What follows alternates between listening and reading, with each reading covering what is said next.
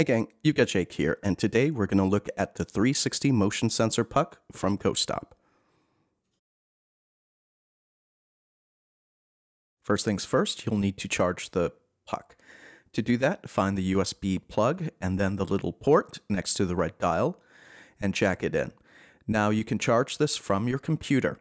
So just go ahead, put it into the back of your computer and then into the slot you see here. And then underneath, look for the little red dot. When it's red, it means it's still charging. Once it turns to blue, it's fully charged and ready to use. So as you'll notice here on the puck, there's going to be a series of 8 sensors. What these sensors do is they emit an infrared beam, and out a distance that's selected by the red knob, and we'll get into that in a minute. Now, it'll baseline and map the area, and if the beams get broken, it will alert you that something may be present. There's no better way to see the puck in action than to actually test it, so let's head to my slightly messy garage and run some tests. So quickly what you'll do is turn the red knob to about 8 a.m. This will set the device to about a 1-foot setting. Notice the green light. That lets you know that it's using about 1/4 of the beam's strength. Now, it will make a sound and baseline. That means it'll turn white. It's now mapped what's around it. And the blue light means that it's scanning. Now, if something breaks the infrared beam, then you'll get a red chirping sound. You'll get a red light with a chirping sound that will indicate the direction of that movement. And then there'll be a small light that stays on to indicate where the activity happened. There's a few different gotchas with the device you should know about. So here, turning it on for a 1-foot test, the big thing is if you want to move up the dial to the next setting, which would be yellow and represents a 2 feet range, you can't just go to the knob and turn it to about the 11 o'clock position. Notice it still stays green and it's still detecting things at 1 foot.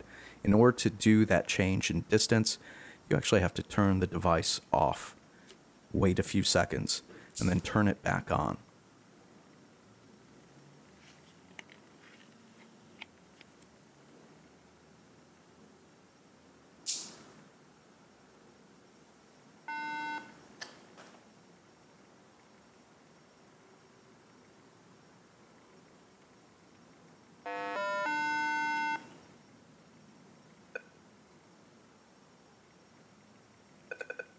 Now, the first gotcha you'll probably run into is using the shorter ranges. Notice I'm well within 2 feet of the device, and it didn't go off until I was right up on it.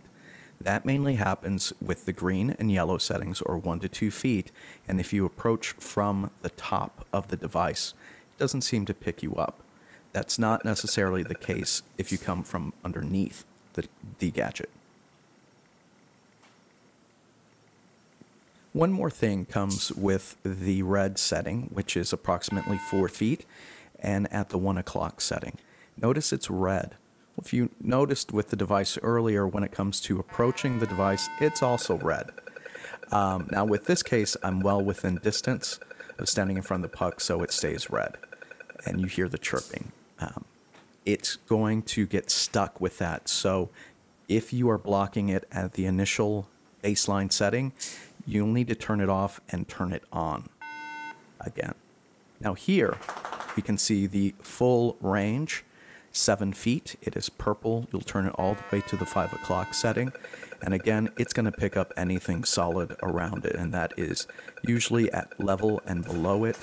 Even if you clear things out, the red chirping sound will remain, and sometimes the device gets hung up on it. So you have to turn it off to reset it, clear things out, and try again. It just won't reset on its own in my experience. And just to have complete coverage, I wanted to see how the puck, when it's emitting the infrared beam, will interact with other gadgets that are shooting in night vision or IR. And you will pick up a flare. It won't be bright. It's not going to be like a body cam, but be aware that it could crossfire. So gang, that's my review. I hope you enjoyed it. I will say I do recommend the gadget. It does have some limitations. One of the best things I think you can do is use it with other gadgets. I personally use it with an Eddy Plus, and go out and find some ghosts. Thanks for tuning in. Take care. Visit ghostlyactivities.com for more ghost hunting equipment reviews.